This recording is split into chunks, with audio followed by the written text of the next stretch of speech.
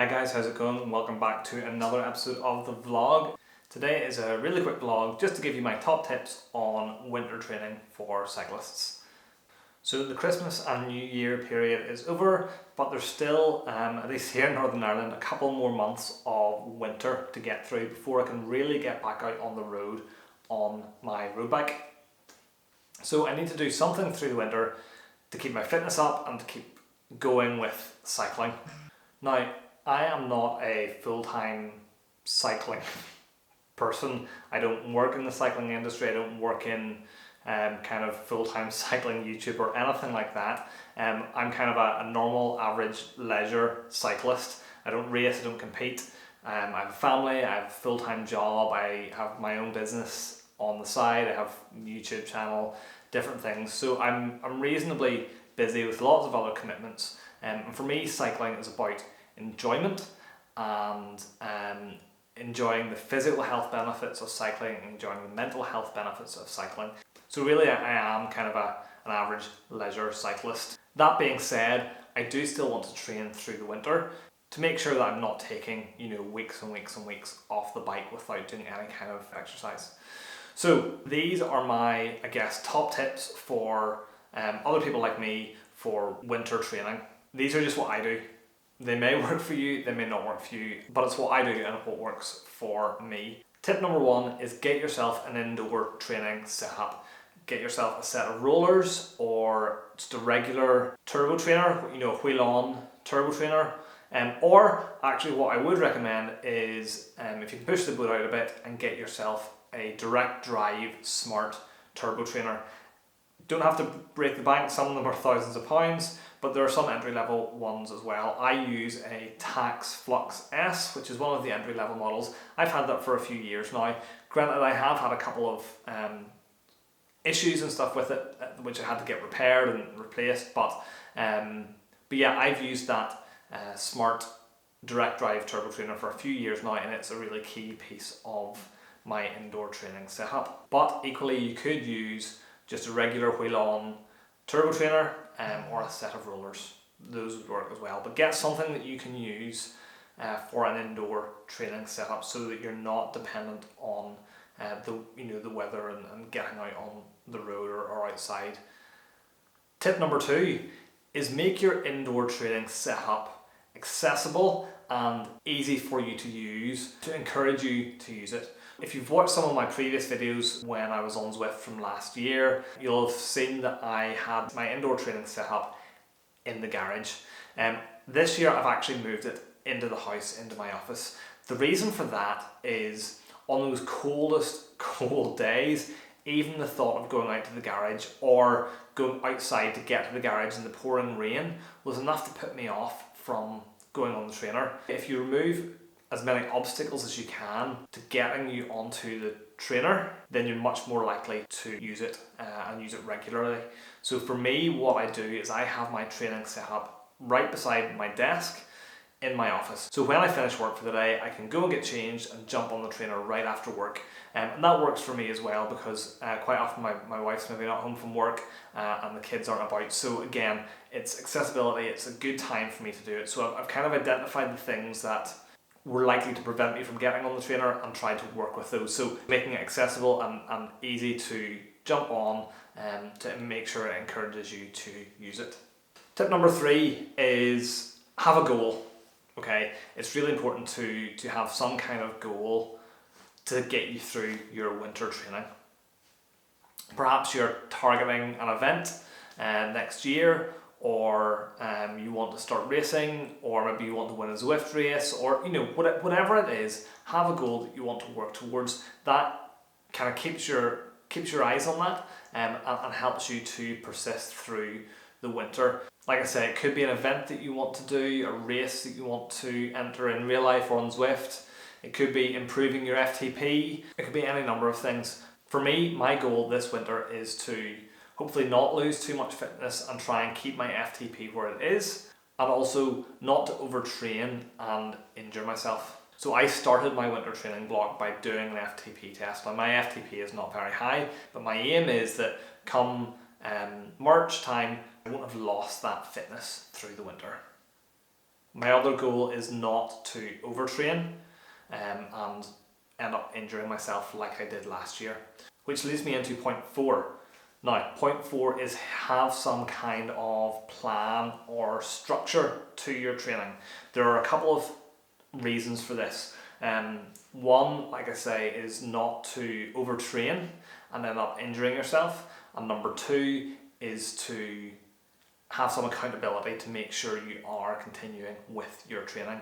There are various ways that you can get a plan. You can kind of Google and get loads of plans online. You could get yourself a coach.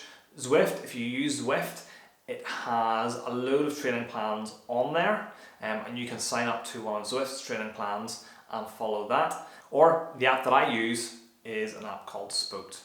Last winter I found that I had signed up to a Zwift training plan, and I tried to do Zwift racing, and I tried to do the Tour de Zwift or the Tour de Utopia, all the different stages, and I tried to get outside when I could. So I ended up, because I didn't have an actual structure, I didn't have a plan, I was just doing whatever, and ended up with tendonitis in my knee as a result of overtraining. So having that structure and having that plan is really, really important to prevent that overtraining.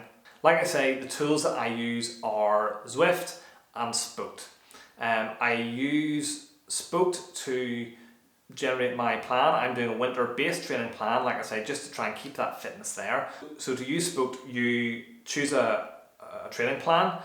I've chosen a winter-based training plan. You put in your FTP, you put in your functional heart rate, you choose what days of the week you want to train and what days you want to have rest days, and you say for how long on each day you want to spend training, and Spoked will then come up with a plan suitable for you.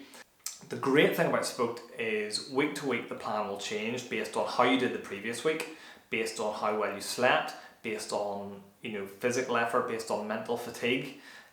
It's super flexible, so if for some reason I am unable to do a session on a particular day, I can simply go in and swap the days around and take say today as a rest day and move my session to tomorrow, or I can skip the sessions as I want.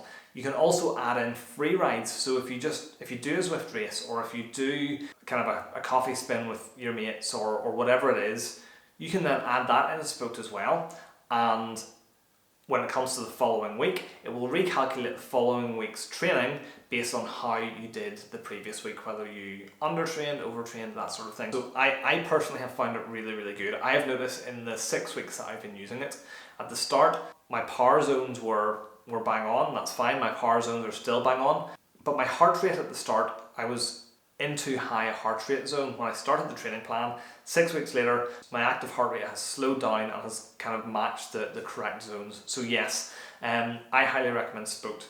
I actually use Spoked in conjunction with Zwift. You can export your plan and import it into Zwift, which allows you to then do your training session on Zwift. You can also do your training session on the road if you export the training session to your Garmin device or whatever it may be. Also integrates with Training Peaks. But like I say, I export the training session from Spoked, import it into Zwift, jump on my smart trainer which has ERG mode. It holds the watts that I need to be holding for a particular length of time, and it's really, really brilliant. So yes, the other tool that I use obviously is Zwift. Again, highly recommend Zwift. It removes some of the monotony of indoor training. You can go for a leisure spin, you can do a race, you can do training plans. It's super, super versatile. I'm sure nearly everybody who's watching this has heard of Zwift and may be on it already. So for me, having a plan and some kind of structure, but with a degree of flexibility, is super important and involves those two apps, Spoked and Zwift. Okay. Point number 5 is don't forget to rest. Again, harking back to what I said earlier about overtraining last year, I basically didn't rest. And I don't just mean rest from the bike. Rest from the bike, rest from your training, yes. We all have so many demands on our time, and finding time to rest and to stop is important physically and is important mentally as well. And that's when your body recovers physically and mentally, it prepares you better for future training. So don't underestimate the power of rest and getting a good night's sleep.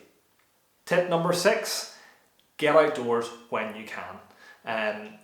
even if it's just for a coffee spin with your mates. It doesn't have to be an intense effort or whatever, but again, getting outdoors, especially in the kind of the darker months. Well, for me anyway, for my mental health, I need to get outdoors. And I know the weather is generally pretty grim in the winter. It's cold, it's wet, it's windy. Go for a gentle coffee spin with your mates. Do a training session out on the road. For me, what I've done this winter is I've actually got myself a mountain bike. I found that as well as the weather being a bit grim, with less light about and drivers maybe not loving cyclists, I don't feel as safe on the road in the winter as I do at other times of the year. So I got myself a mountain bike and I'm really enjoying taking it around mountain bike trails, forest parks, that sort of thing. It's really good fun. It's still a really good workout and it's getting me outdoors either on my own or with my mates. So yeah, get outdoors if you can. And finally, tip number 7, go easy on yourself. Don't worry too much about, smashing that FTP or absolutely busting a Zwift race. Go easy on yourself. It is the winter, and again, for me, it's just about maintaining fitness rather than making massive gains, and enjoy it. Ultimately, so many of us ride bikes because we enjoy riding our bikes. So make sure you're enjoying it, even if it is type 2 fun. Make sure you're enjoying the training that you're doing. Okay, so those are my personal top tips for winter training. If you have any other tips, please leave them in the comments below. Let me know what other useful tips you have for winter training. Let me know what your goals are for your winter training or what your goals are for 2022. Again, leave me a comment down below. I will leave a link down below in the description to Spoked, Zwift, to the trainer that I use, all the different bits and pieces that I've mentioned in the video, if you want to check any of that out. If you've enjoyed this video, found it helpful, please hit like, leave me a comment down below. Don't forget to subscribe, and if you press the little bell icon, you'll be notified anytime I upload a new video. But as always, thank you so much for watching, and I will see you guys next time.